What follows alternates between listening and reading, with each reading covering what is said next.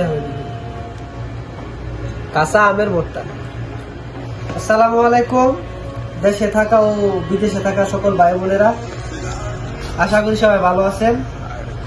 আজকে সৌদিতের মাটিতে প্রায় 3.5 বছরের মতো হয়েছে, কিন্তু এরকম টক কাঁচা আমের স্বাদের মানে ভর্তা, এরকম স্বাদের ভর্তা আজকে প্রায় 3-4 বছর হয়ে গেছে, এই স্বাদ পাই না।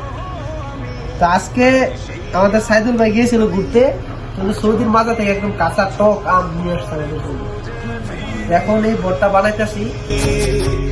কোথায় আহারে আহারে আহারে শৈশব, কোথায় হারিয়ে গেল যে আহারে কৈশব, কোথায় আহারে আহারে আহারে শৈশব, কোথায় হারিয়ে গেল যে আহারে কৈশব।